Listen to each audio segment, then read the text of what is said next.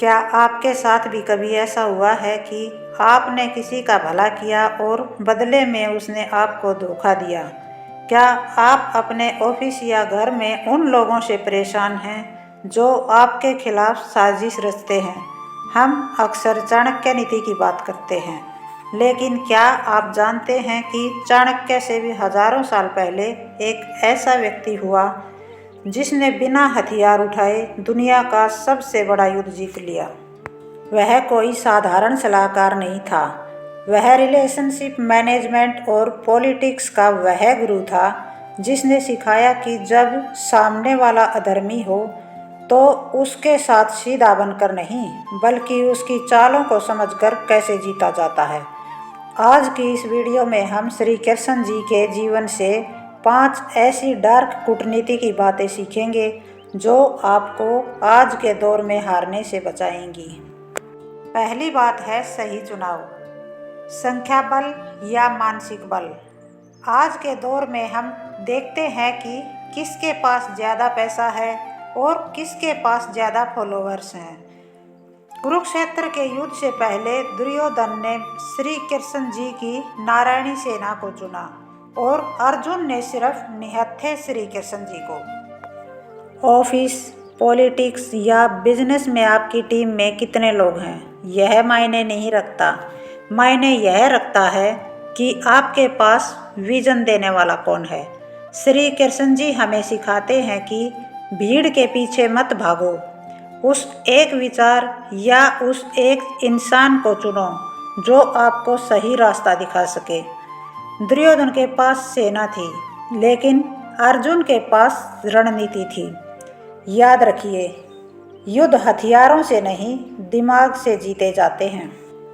दूसरी बात है शांति दूत का मुखौटा, पॉलिटिकल कम्युनिकेशन। श्री कृष्ण जी शांति दूत बनकर हस्तिनापुर गए। उन्हें पता था कि युद्ध होकर रहेगा, फिर भी वे गए। क्यों? इसे आज की भाषा में कहते हैं पब्लिक इमेज और इथिक्स। श्री कृष्ण जी ने दुनिया को दिखाया कि उन्होंने सुलह की आखिरी कोशिश भी की, ताकि कल को कोई उन पर उंगली न उठा सके। आज का सबक: जब आप किसी से लड़ाई करें या बिजनेस डील तोड़ें तो हमेशा पहले शांति का रास्ता अपनाएं। इससे आपकी इमेज एक मैच्योर इंसान की बनती है। जब आप बातचीत के सारे दरवाजे खोल कर रखते हैं तो भविष्य में हारने की जिम्मेदारी आपकी नहीं, सामने वाले की होती है। श्री कृष्ण जी सिखाते हैं कि दुश्मन को भी झुकने का एक मौका जरूर दो, ताकि दुनिया आपकी ताकत नहीं, आपकी उदारता देखे। तीसरी बात है जहरीले रिश्तों का प्रबंधन। श्री कृष्ण जी के सामने बड़ी चुनौती कंस, दुर्योधन या कर्ण नहीं थे। सबसे बड़ी चुनौती थी वह सिस्टम जो गलत का साथ दे रहा था। श्री कृष्ण जी ने कभी शकुनी को गाली नहीं दी, बल्कि उसकी चाल को उसकी ही काट से मात दी। आपके आसपास भी शकुनी जैसे सहकर्मी या धृतराष्ट्र जैसे बॉस होंगे जो अपनी आंखों पर पट्टी बांधकर गलत को बढ़ावा देते हैं।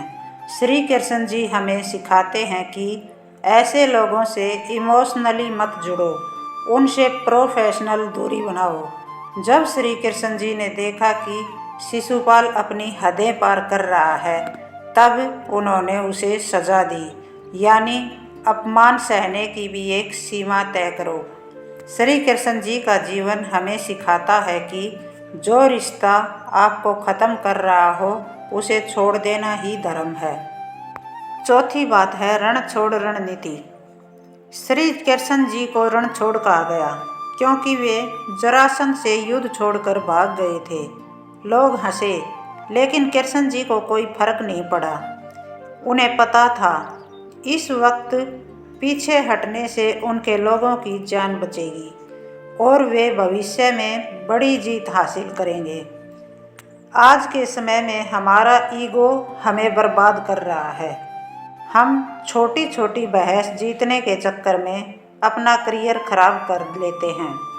श्री कृष्ण जी हमें सिखाते हैं कि अगर एक कदम पीछे हटने से आप लंबी छलांग लगा सकते हैं, तो पीछे हट जाइए। हर बहस जीतना जरूरी नहीं है, अंतिम युद्ध जीतना जरूरी है। अपनी एनर्जी फालतू के झगड़ों में मत गवाइए। 5वीं और अंतिम कूटनीति, इंसान नहीं परिस्थिति को समझो। भीष्म पितामह और द्रोणाचार्य जैसे महान लोगों को भी श्री कृष्ण जी ने युद्ध में गिरवा दिया। क्यों? क्योंकि वे गलत के साथ खड़े थे। श्री कृष्ण जी ने हमें सिखाया कि व्यक्ति चाहे कितना भी बड़ा क्यों ना हो, अगर वह समाज या धर्म के खिलाफ है तो उसका अंत निश्चित है। कभी भी किसी अथॉरिटी से मत डरो अगर आप सही हो। राजनीति का सबसे बड़ा नियम है समय। श्री कृष्ण जी ने हर योद्धा को उसके सही समय पर मारा, यानी कि अपनी चाल चलने के लिए सही वक्त का इंतजार करना सीखो।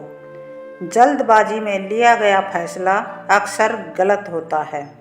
तो दोस्तों, राजनीति का मतलब किसी को गिराना नहीं बल्कि धर्म की स्थापना करना है। श्री कृष्ण जी की कूटनीति हमें सिखाती है कि चालाक होना बुरा नहीं है, बस आपकी चालाकी का उद्देश्य सही होना चाहिए। अगर आज आप अपने ऑफिस, घर या समाज की राजनीति से थके हुए हैं तो एक बार गीता के पन्ने पलटिए। वहाँ हर धोखे का जवाब और हर समस्या का समाधान लिखा है। याद रखिए, श्री कृष्ण जी सिर्फ मंदिर की मूर्ति नहीं हैं, वे हर उस इंसान के साथ हैं जो अपनी आँखों से मोह की पट्टी उतारकर सच देखने की हिम्मत रखता है। अगर आपको भी श्री कृष्ण जी की बातों पर भरोसा है तो वीडियो को लाइक ज़रूर करें, अपनों के साथ शेयर करें और ऐसी ही सुकून भरी बातों के लिए अपने इस परिवार मन का दर्पण को सब्सक्राइब करना न भूलें। कमेंट में जय श्री कृष्ण ज़रूर लिखें। धन्यवाद।